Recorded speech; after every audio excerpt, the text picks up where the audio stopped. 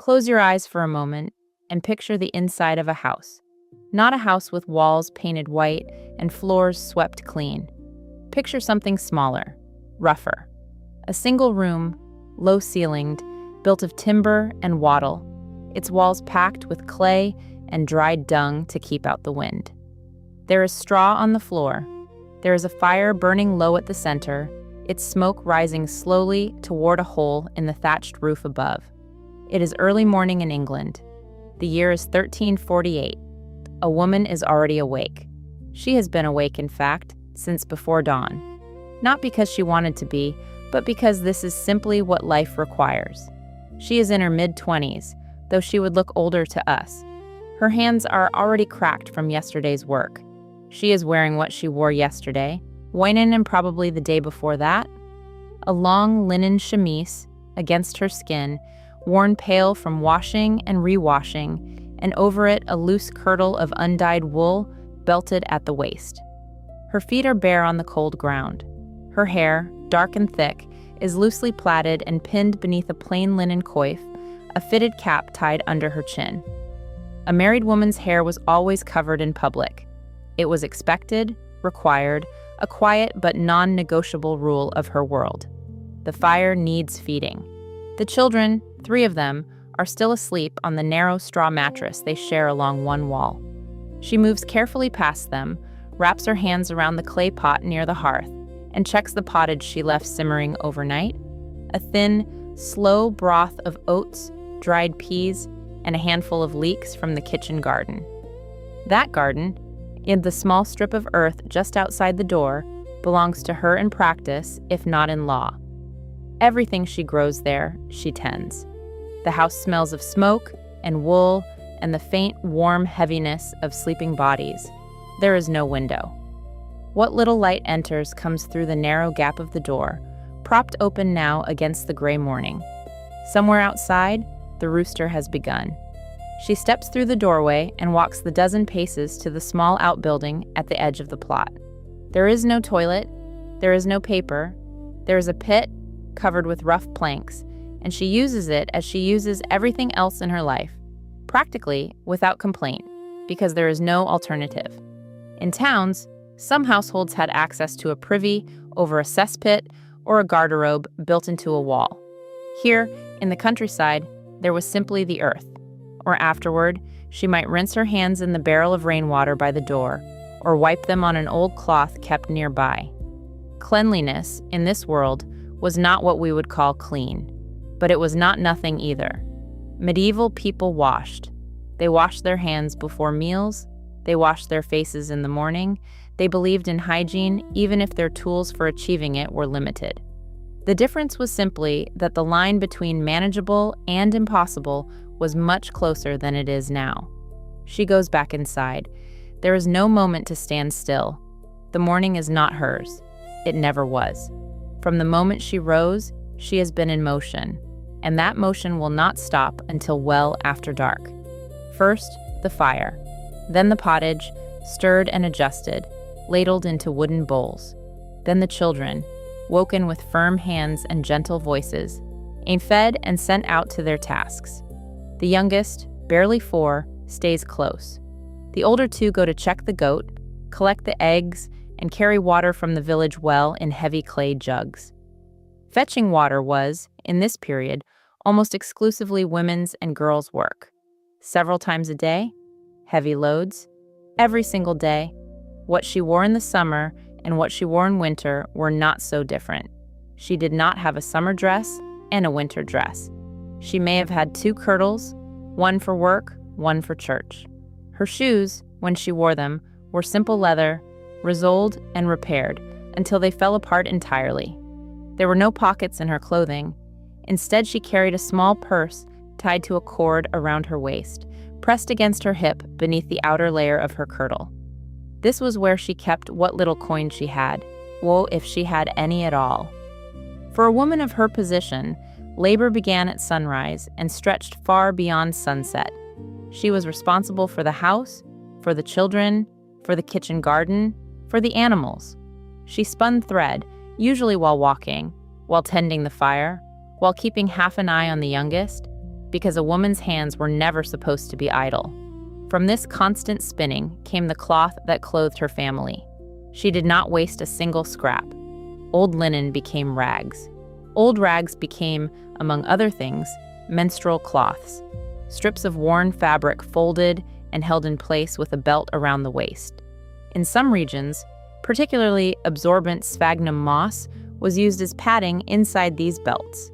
Menstruation was a private, almost invisible thing, managed with whatever came to hand and never spoken about openly. And the church taught that it was the mark of Eve's sin.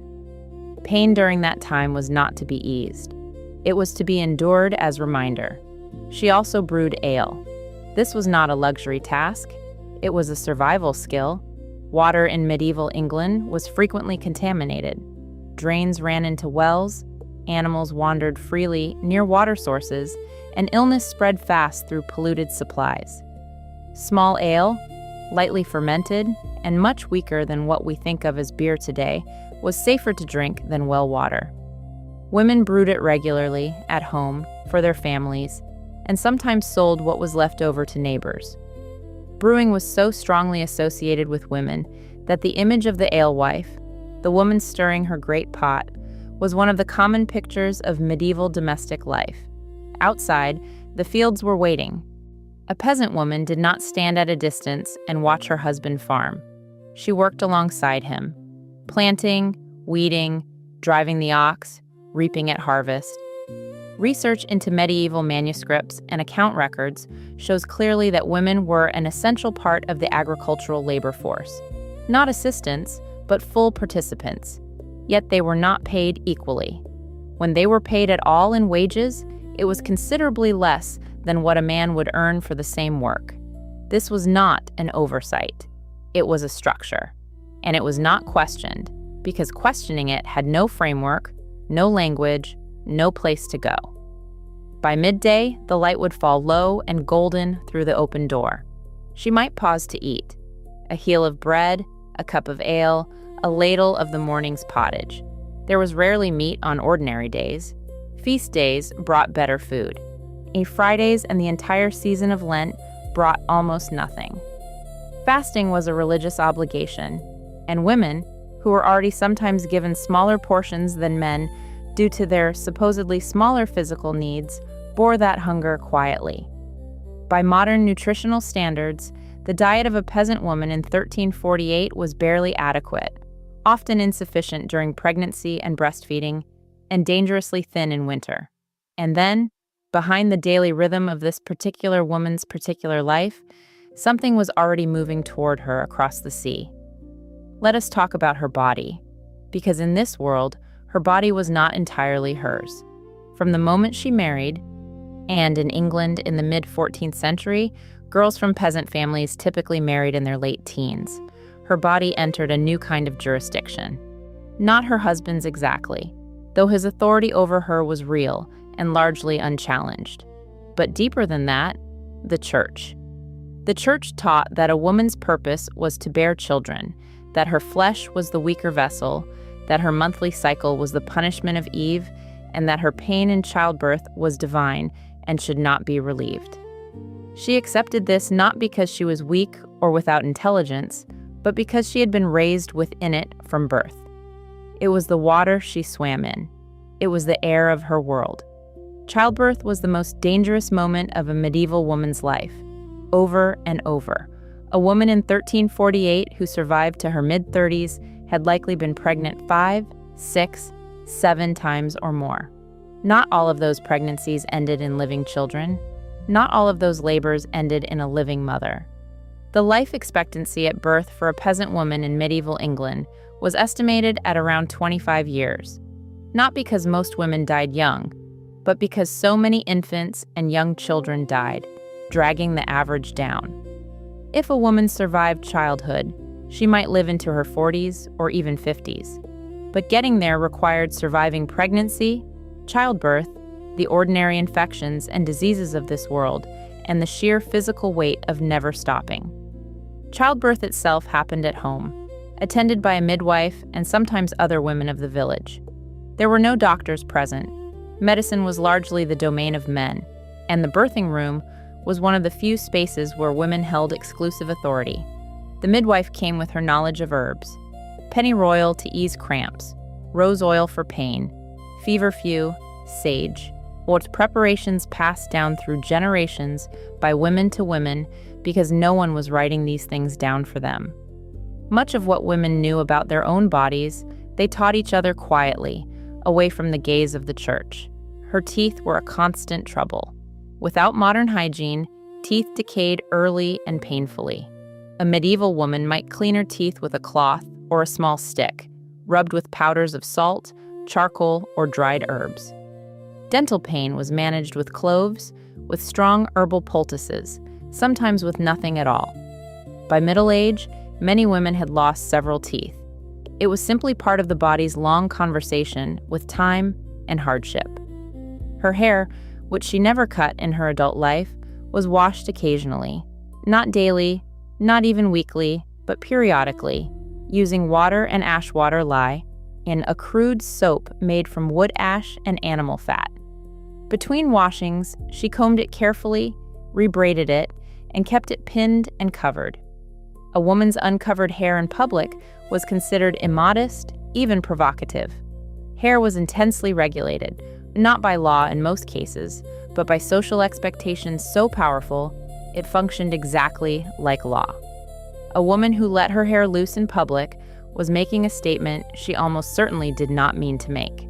And then the plague arrived in England. The summer of 1348 was wet and strange. Grain rotted in the fields. The harvest failed. And something else was coming, moving along trade routes from the ports, carried in the blood of rats and the bodies of fleas, with no name yet that anyone could agree on. Just a pestilence, a great mortality, a punishment from God, people said, because what else could it be? By late summer of 1348, the Black Death had reached England, and the world as everyone knew it began to come apart.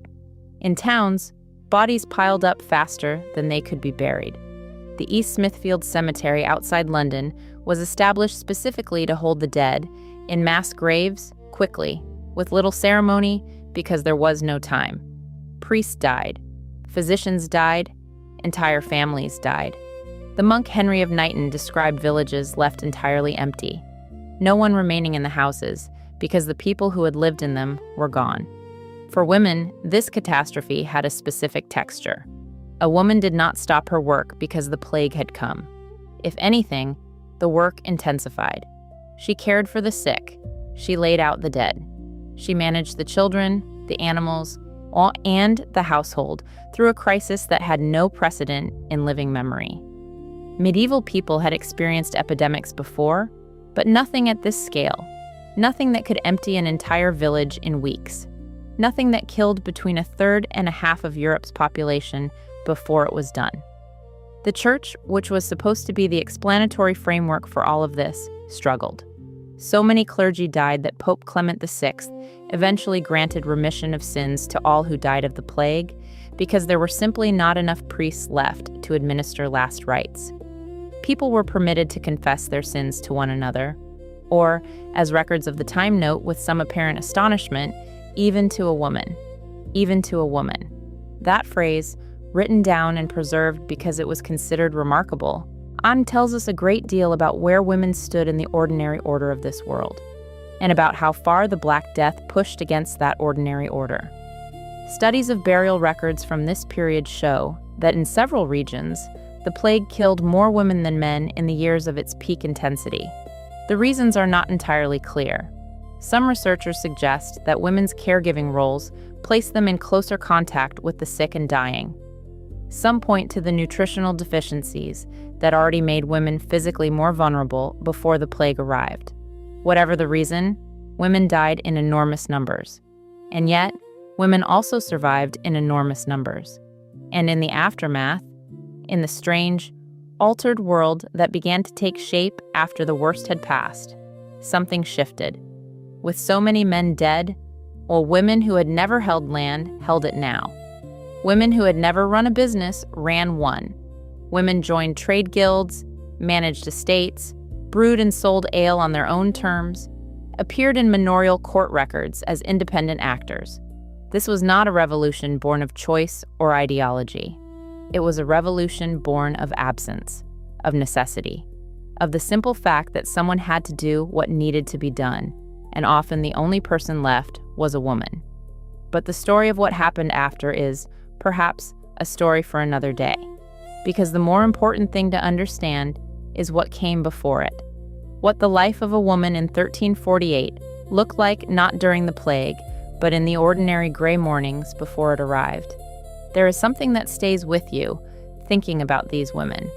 Not the drama of the plague, or the shock of the mortality numbers, or the strangeness of a world without running water or toilet paper. Those things are striking, yes. But what stays is something quieter. It is the image of a woman awake before the light changed, already moving, already carrying the weight of the day before the day had properly begun. Not because she was forced to, in the sense of someone standing behind her with a threat, but because this was simply what the structure of her world required, and she had been made for that structure. She had been shaped by it since birth. Her body was explained to her through the lens of sin. Her intelligence was assumed to be inferior, her judgment unreliable, her authority limited to the smallest domestic sphere. She could not hold land without a man's name attached. She could not appear in most courts. She could not choose her confessor, or lead a prayer, or be ordained. She could brew ale and sell it, and then watch men take over that trade as soon as it became profitable enough to be worth taking.